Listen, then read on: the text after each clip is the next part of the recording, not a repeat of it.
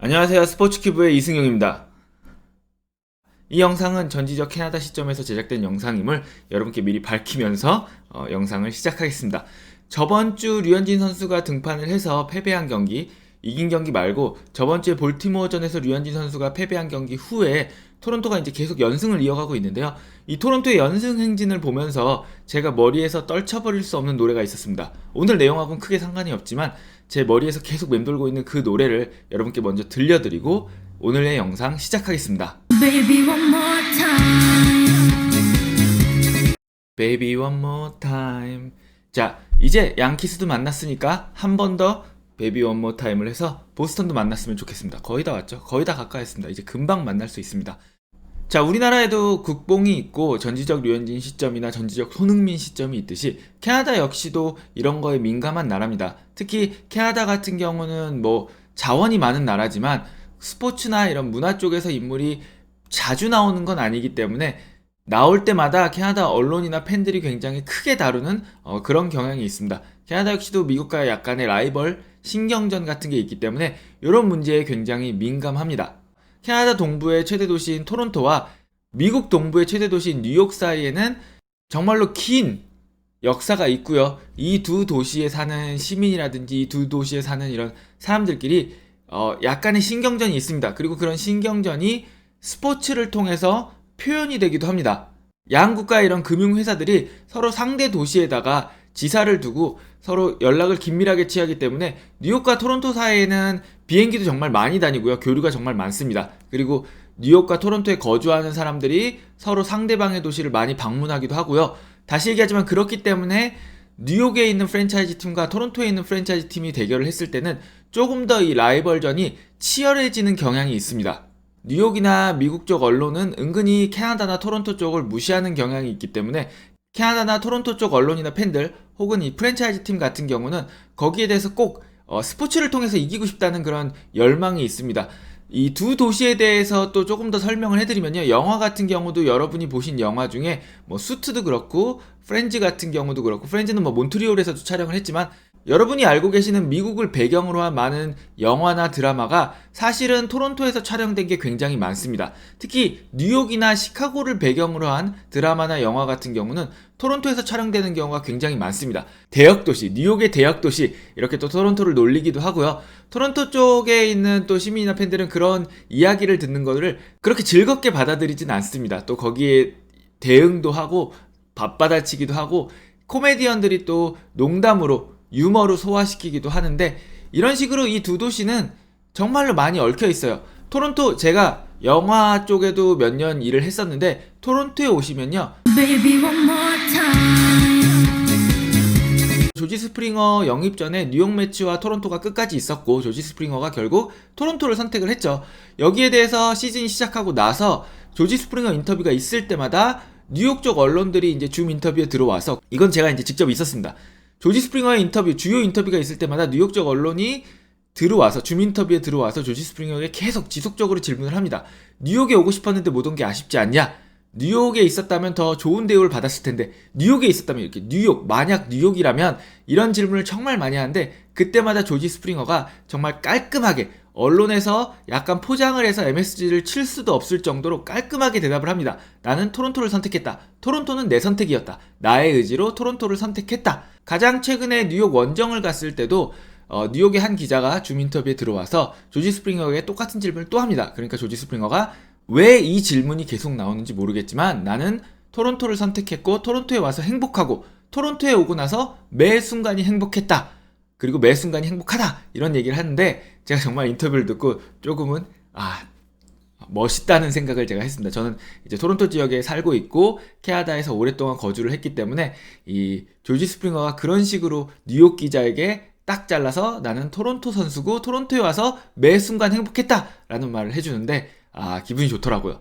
이렇게 스포츠에서도 뉴욕 프랜차이즈 팀들과 토론토 프랜차이즈 팀들 간의 이런 신경전이 굉장합니다. 팬들 간에도 굉장하고 이 팀 자체 그리고 안에 있는 선수들도 이런 거를 영향을 받고 경기를 할 때 이런 게 경기에 이제 표현이 됩니다. 어제의 경기 같은 경우도 마지막에 경기가 끝나고 토론토 선수들이 조금 진중하게 나온 이유 중에 하나는 피어슨이 마지막에 백투백 홈런을 맞으면서 끝나서 그렇기도 하지만 경기가 끝나고 뉴욕 팬들 중에 몇몇이 물통을 경기장으로 집어 던졌어요. 특히 토론토 선수들을 향해서 물통을 이렇게 막 집어 던져서 구리엘이나 게레로가 이렇게 피하거나 이렇게 막는 모습이 카메라에 잡혔는데, 이렇게 뉴욕하고 토론토 사이에는 정말 치열한 신경전의 역사가 길게 있습니다.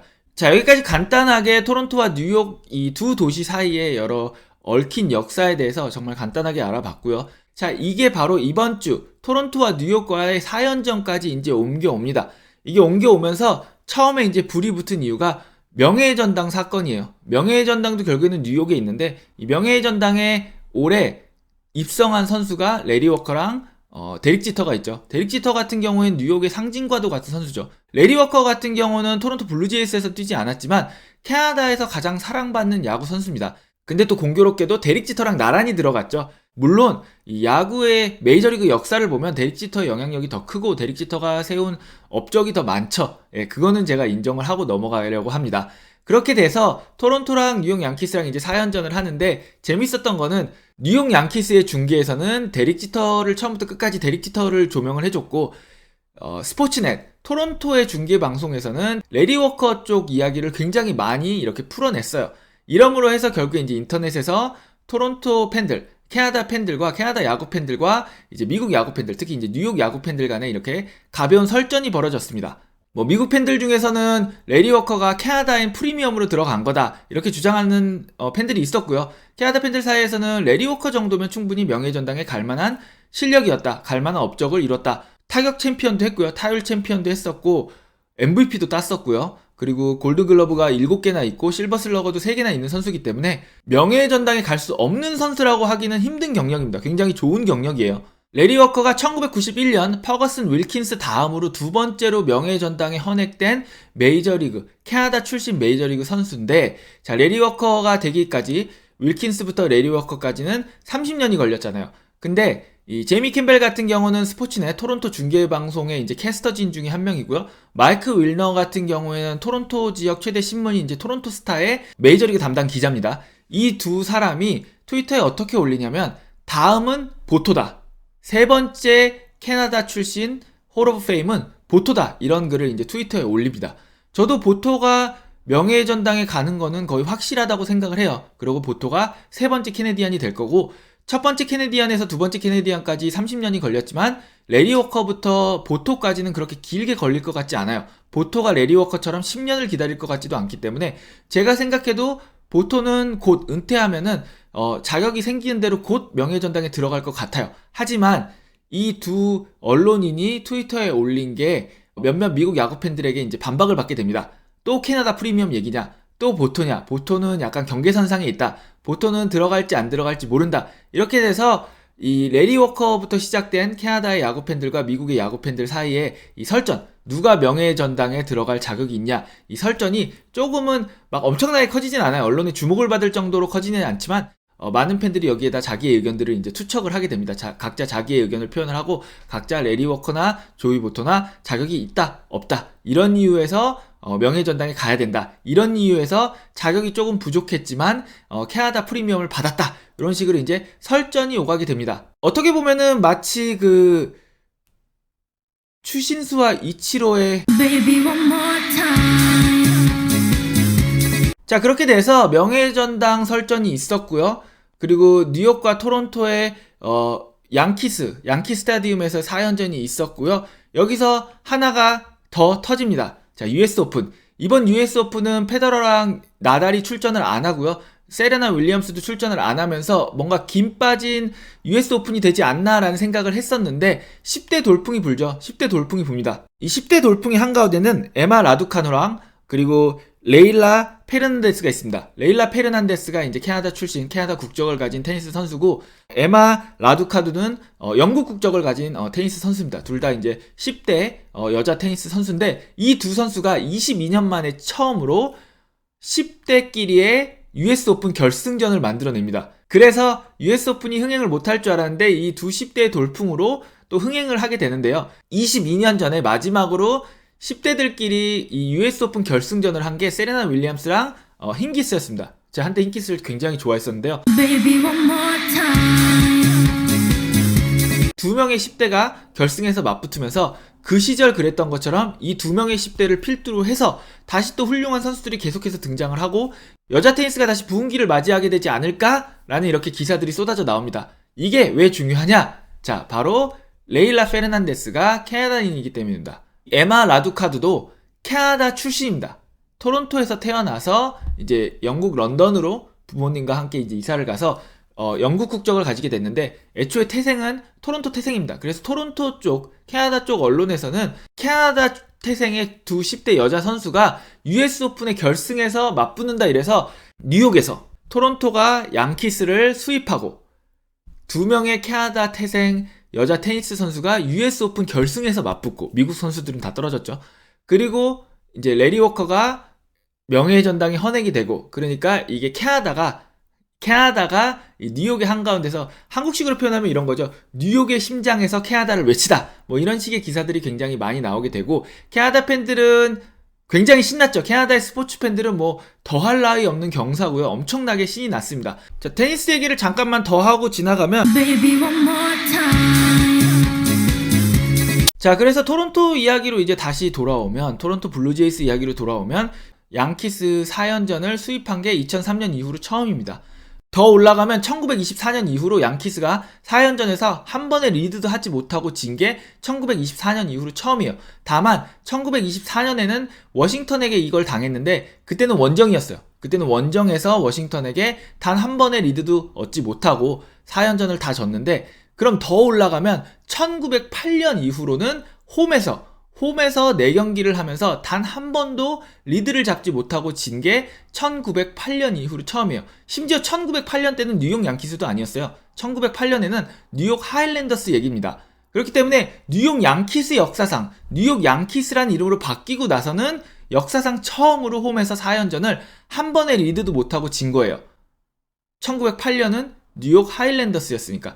자, 이런 지금 한 4, 5일간 뉴욕에서 이런 일들이 일어나고 있고 캐나다 운동 선수들과 미국의 운동 선수들 사이에 이런 일들이 일어나니까 캐나다 스포츠 팬들과 미국 스포츠 팬들 간에 이제 신경전도 있고 언론끼리의 신경전도 있는데 거기에 이제 토론토 블루제이스가 종지부를 찐 거죠. 아니, 종지부를 찐 거 아닙니다. US 오픈이 내일이기 때문에 아마 US 오픈 결승에서 누가 우승하냐에 따라서 누가 종지부를 찍는지는 결정이 될 겁니다. 뉴욕 팬들의 마음을 쓰라리게 하는데 토론토 블루제이스가 큰 기여를 했습니다. 자, 토론토 블루제이스는 이렇기 때문에 신이 더 났어요. 몬토요 감독 역시도 경기 후 인터뷰에서 본인이 템파에서 오래 일했었고 지금은 토론토에 있기 때문에 아메리칸 리그 동부지구에서만 계속 이제 경력을 쌓았던 감독이기 때문에 이 의미가 크다는 거를 누구보다 잘 알고 있습니다. 그래서 인터뷰에서도 얘기했습니다. 자기가 지금 얼마나 행복하고 얼마나 기쁜지 보여주고 싶다 이런 얘기를 했어요. 그리고 어제 로마노가 이제 불펜에 나온 거에 대해서 말이 많은데 저도 로마노가 불펜에 올라왔을 때 조금 불만이 있었는데 경기 끝나고 몬토요 감독이 여기에 대해서 설명을 해줬습니다. 로마노 같은 경우는요, 토론토 지역에서 태어나서 자란 토론토 보이예요. 토론토는 아니고 말컴이란 곳에서 이제 태어나서 자랐는데 토론토에서 말컴까지는 이제 차로 한 30분입니다. 토론토 지역에서 태어나서 자라서 토론토 블루제이스 팬, 토론토 랩터스 팬, 이 토론토의 그 스포츠 팀들의 팬으로 자랐고 이 캐나다 스포츠를 보면서 자란 친구이기 때문에 이 친구가 어제 마지막 뉴욕 양키스와의 4연전 마지막 경기에서 본인이 끝내고 싶다는 의지가 굉장했다 그래요. 뉴욕 4연전, 이 역사적인 4연전 4연승을 자기가 끝내고 싶다는 의지가 굉장히 대단했다 그럽니다. 그래서 몬토요 감독 이야기에 따르면 코치진이나 이렇게 다른 스태프들은 로마노를 쉬게 하려고 했는데 로마노 본인이 경기에 나가서 나도 이 캐나다 스포츠의 이 한 역사적인 한 페이지를 장식하게 될 이 뉴욕 침공 여기에 이제 하나를 장식하고 싶다라는 그런 의지가 굉장히 강했다 그래요. 팀에서는 쓸 생각은 거의 없었다고 합니다. 거의 0%였다고 해요. 다만 로마노의 의지가 강하니까 몸 풀고 스트레칭하고 그거를 그냥 냅뒀다고 합니다. 그래서 제가 경기를 돌려보니까 로마노가 스트레칭하고 막 그럴 때 불펜에 있는 이제 코칭 스태프나 이런 다른 스태프들은 웃고 있더라고요. 많은 분들이 이제 시미언, 로비레이, 스티브 매치의 재계약에 대해서 궁금해 하시는데 저는 시미언, 로비레이, 스티브 매치 재계약 확률을 시미언은 1% 이하, 로비레이는 5대5, 스티브 매치도 5대5로 보고 있는데 그 이유는 제가 스프링 트레이닝부터 지금까지 선수들의 모든 인터뷰라든지 브리핑에 들어갔었고 제가 직접 선수들에게 이제 질문도 했었고 선수들이 어떤 이야기를 하는지 선수들이 어떤 것에 대해서 어떻게 느끼는지에 대해서 이제 봐왔기 때문에 제가 보고 느낀 바로는 시미언은 확률이 굉장히 낮다고 봐요. 여기에 대해서 조금 더 설명을 해드리면 시미언이 어디로 갈 것 같냐면 Baby, one more time. 예, 그래서 시미언, 로비레이, 스티브 매치는 제가 다음에 요 세 선수를 묶어서 이 세 선수의 재계약 이야기, 그리고 이 세 선수가 어떤 팀으로 가게 될 것 같은지, 제가 지금 뉴욕 매치 2편도 약속을 해드리고 지금 계속 미뤄지고 있는데 뉴욕 매치 2편도 만들고 로비레이, 시미언, 스티브 매치 재계약 편도 한번 영상을 만들어 보도록 하겠습니다. 지금까지 스포츠큐브의 이승용이었고요. 여러분 저는 다음에 더 재미있는 야구 이야기로 돌아오도록 하겠습니다. 지금까지 시청해주신 여러분 너무 감사합니다. 안녕히 계세요.